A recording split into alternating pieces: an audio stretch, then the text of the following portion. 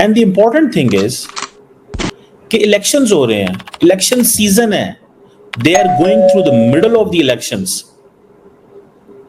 और जो international financial institutions हैं वो कह रहे हैं कि जो परफॉर्मेंस है दैट इज बीटिंग एक्सपेक्टेशंस, मतलब परफॉर्मेंस हाई है, एक्सपेक्टेशंस लो थी।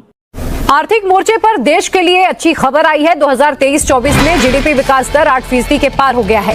तीसरी तिमाही में जबरदस्त उछाल की वजह से जीडीपी ग्रोथ 8.2% पहुंचा है। प्रधानमंत्री मोदी ने इस कामयाबी पर खुशी जाहिर करते हुए ट्वीट किया है कि वैश्विक स्तर पर भारत की अर्थव्यवस्था तेजी से आगे बढ़। पाकिस्तान की 75 साल तारीख में पहली बार मईशत के हर शोबे का पट्टा बैठ चुका। आरबीआई की बैलेंस शीट पाकिस्तान की पूरी जीडीपी के साइज के करीब 2.5 गुना बढ़ी है। सो ये जो लेटेस्ट फिगर्स आ रही हैं कि जो इंडिया की ग्रॉस डोमेस्टिक प्रोडक्ट है वो तकरीबन पिछले फिस्कल ईयर में 8.2 पे गई है, 7% से। सो आपने देखना ये है कि 54 दुनिया के जो इकोनॉमिस्ट हैं, 54 इकोनॉमिस्ट दुनिया के जो हैं, उन्होंने क्या किया है कि उन्होंने इस चीज को मेक श्योर किया कि when they talk about Indian economy, they will see this very clearly. हम लोगों ने तिजारत करनी है, सबसे करनी है, हमारी कोई लड़ाई नहीं है किसी से भी। इंडिया से नहीं। क्या लड़के करना आप लोगों ने, आप अपनी मैशत को ठीक करें पहले। हाँ। पाकिस्तान की हालत अब ऐसी हो गई है कि ना घर का रहा और ना घाट का।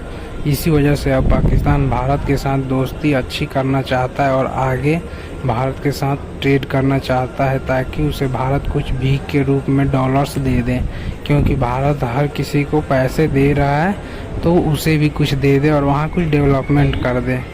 हमारा एक ही विजन रहा है कि भारत उनसे ट्रेड करे और हमारे आदरणीय नरेंद्र मोदी जी चुनाव जीतने के बाद एक बार पुनः पाकिस्तान जाए और उनसे मिलकर इस ट्रेड पर बात करे, ताकि जो भी उनकी खामियां हो वो अलग हो सके। तो बहुत ज्यादा ट्रैवल कर रहे हैं। इस पर ये जो रिसेंटली बात चली थी कि इंडिया तकरीबन 2000 के करीब नए जहाज ऑर्डर कर रहा है, वो किस लिए कर रहा है? बिकॉज उनको पता है कि हम बहुत बड़ी मार्केट है।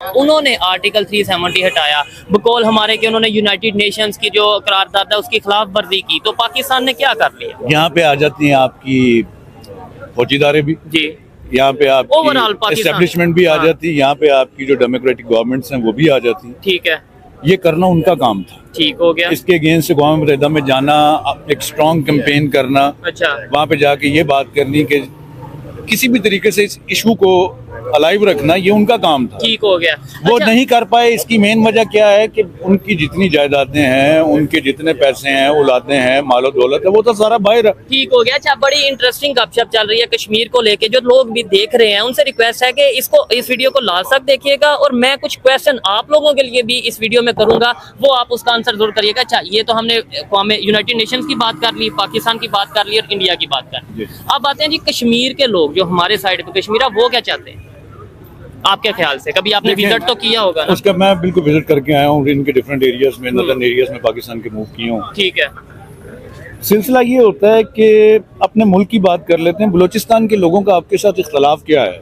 कभी आपने आज तक इस पे गौर किए? वो तो वो टेरिटरी है ना कि जो आपका हिस्सा है। हाँ, वो ठीक है, वो तो ये कह रहे हैं फंडामेंटल राइट्स लिए जाएं। फंडामेंटल राइट्स जब आप उन लोगों को प्रॉपर नहीं देंगे, उनको बकायदा जो भी उस इलाके की जो भी वहाँ से आप पैदावार है उसके ऊपर आप उनको उतना पे नहीं करेंगे, उसकी रॉयल्टी नहीं देंगे, तो वो लोग फिर आहिस्ता आहिस्ता आपसे मुतनफर हो जाएंगे। ठीक हो गया। जब आप अपनी मर्जी की, जो पाकिस्तान में गवर्नमेंट चेंज होती है, वो अपनी उधर अपनी मर्जी के लोग उधर भी लगा देती है, वही नुमाइंदे जाके मुस्लिम लीग नून के भी लग जाते हैं, पीटीआई के भी लग जाते हैं, वही काफ लीग के लग जाते हैं, और फिर हम ये कह देते हैं कि नहीं भाई वो तो अलग है। उस अवाम के क्या मसाइल हैं, उस अवाम के साथ क्या बीत रही है, उनकी बेसिक जरूरियात क्या हैं, जब आपको उस चीज का आइडिया या अंदाजा नहीं हो पाता।